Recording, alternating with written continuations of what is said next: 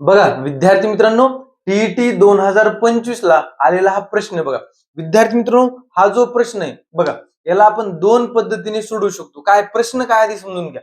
72 व 96 यांचे सामायिक विभाजक किती? म्हणजे सरळ सरळ काय विचारलं त्यांनी, 72 आणि 96 यांचे अवयव पाडा आणि त्यातले सारखे सारखे किती आहेत हे आपल्याला सांगायचे. मग विद्यार्थी मित्रांनो बघा, आपण दिलो टीईटी किंवा इतर कोणती सरळ सेवा परीक्षा दिली, जर आपण यांचे अवयव पाडत बसलो आणि त्यातला एखादाही अवयव जर चुकला किंवा विसरला तर आपलं उत्तर संपलं गेलं. विद्यार्थी मित्रांनो, स्पर्धा परीक्षा देत असताना आपल्याला कमीत कमी वेळात आणि अचूक पद्धतीने गणित करायचं असतं. अचूक म्हणजे चुकलं नाही पाहिजे. मग नॉर्मल मेथड बघा, जी सर्वजण करतात ती काय असते बघा, 72 लिहायचं, इकडे 96 लिहायचं, यांचे अवयव पाडायचे बरोबर, आणि ते मोजत राहायचं. तसंच करू आपण पहिल्यांदा. बघा 72 चे अवयव काय पडणार, 1 72, पुन्हा विद्यार्थी मित्रांनो 36 दोन्ही 72, पुन्हा 24 त्रिक 72, पुन्हा विद्यार्थी मित्रांनो 18 चोक 72, 5 नंतर जात नाही, 12 सखून 72 आणि पुन्हा 8 नवे 72. बघा 72 चे एवढे अवयव पडलेत. ही जर मोठी संख्या असते आणखी तर, आणि ज्याला पाडेपाठ नाहीत त्याचं तर अवघडच आहे. पुन्हा 96 चे पण पाडू. चला 1 96, पुन्हा 2 48, पुन्हा 3 32, पुन्हा 24 चोक 96, 5 न जात नाही, 16 सख्खी 96, पुन्हा 12 आठी 96, आणि आता पुन्हा 9 न जात नाही, 10 न जात नाही, 11 न जात नाही. बघा हे एवढे अवयव पडले. यातले आपले सामायिक काढायचे तर मी सारखे असणार आहे. कोण कोण आहेत बघा, 1 आहे 1 आहे, 2 आहे 2 आहे, 3 आहे 3 आहे, 4 आहे 4 आहे, 6 आहे 6 आहे, 8 आहे 8 आहे. ठीक आहे. पुन्हा आणखी कोणते कोणते सामान बघा, 9 इकडे आहे का, नाही, 12 आहे 12 आहे, पुन्हा 18 आहे का इकडं, नाही, 24 आहे इकडं, आहे, 24 आहे 24 आहे, 36 आहे का इकडं, नाही.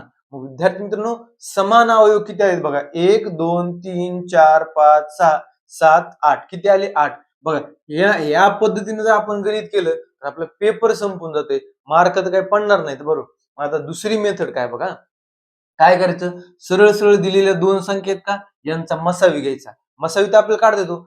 72 आणि 96 चा मसावी किती येतो, 24. 24 त्रिक 72, 24 चोक 96. म्हणजे 24 आलं का, 24 चे प्राईम फॅक्टर पडायचे. काय पडायचे, प्राईम फॅक्टर. प्राईम फॅक्टर तर कोणाचे चुकत नसतं बरोबर का. हे फॅक्टर तरी विसरले जाऊ शकतात. हा चला मग बघा, बे 12 दुनी 24, पुन्हा बेसखून 12, बेत्रिक 6 आणि 3 एक 3. आता हे तर सगळ्यांना येते, ह्यात तर काही चूक होऊ शकत नाही. शेवटी एक यावं लागतंय बरोबर आहे. मग बघा आता 2 किती वेळा आहे, 2 आहे 3 वेळा, डोक्यावर 3 लिहा, गुणिले 3 किती वेळा आहे, 1 वेळा. मग आता पुढे काय करायचं बघा, हे जे आलेलं असतंय आपलं 2 3 वेळा, 3 1 वेळा, हा जो डोक्यावरला घात आहे त्याच्यामध्ये 1 मिसळायचं. 3 मध्ये 1 मिसळा किती होते, 4. या 1 मध्ये 1 मिसळा किती झाले, 2. या दोघांचा गुणाकार करा, 4 दुनी 8. बघा विद्यार्थी मित्रांनो, उत्तर किती आलंय, 8. आणि इथं पण उत्तर किती आलं, 8. म्हणजे सोपं कोणतं विद्यार्थी मित्रांनो याच्यामध्ये, तेच आपल्याला ठरवायचे. परीक्षेमध्ये सिलेक्ट व्हायचं असेल तर आपल्याला अशा प्रकारच्या मेथड करावं लागतात. ही काही ट्रिक नाहीये, ही सुद्धा एक मेथडच आहे. बघा विद्यार्थी मित्रांनो, आणखी अशा प्रकारचे गणित आपण करू शकतो. बघा उदाहरण आपण चेंज करूया.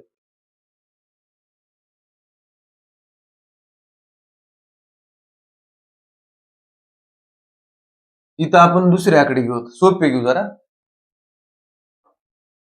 60 आणि 90 बरोबर आहे.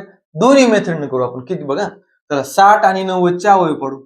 60 चे अवयव बघा, 1 60, पुन्हा 2 30, पुन्हा 3 20, पुन्हा 4 15, पुन्हा 5 किती 12 पंचे 60, पुन्हा 6 दाय 60, पुन्हा आता कोणी 8 न 7 न 9 न जात नाही. आता 90 चे पाडू बघा.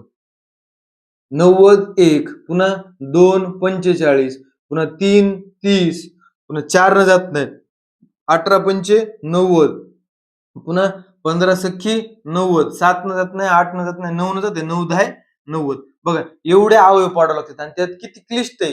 पुन्हा भाग जाते का नाही बघत बसा.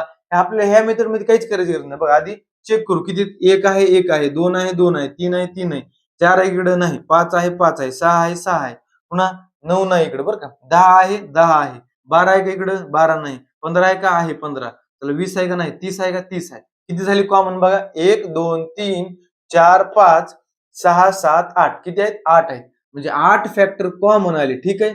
मग आता याला कसं करायचं, तसंच करायचं आपल्या दुसऱ्या मेथड.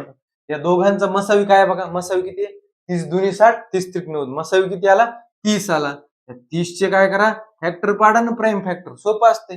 चला 15 दुनी 30, पुन्हा 3 5 15 आणि पुन्हा 5 1 5. आता किती आलं विद्यार्थी मित्रांनो बघा, 2चा किती आहे, 2 किती वेळा आहे, 1 वेळा आहे, गुणिले 3 किती वेळा आहे, 1 वेळा, 5 किती वेळा आहे, 1 वेळा. मी काय म्हणलो होतं, जो घातांक आलेला असतो त्याच्यामध्ये एक एक ऍड करायचा.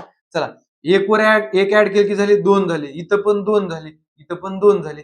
यांचा गुणाकार करा ना, 2 गुणिले 2 गुणिले 2 किती, 8 येत असते. बघा ही किती सोपी मेथड आहे विद्यार्थी मित्रांनो, की मनातल्या मनात सुद्धा आपण करू शकतो. हे किती म्हणजे फापट पसार आहे. बरोबर समजलं तुम्हाला महत्व या मेथडचं आणि या मेथडचं, कोणती फायद्याची. तुम्ही काय 1-2 गणित केले तरी आपलं उत्तर येऊ शकतं. धन्यवाद.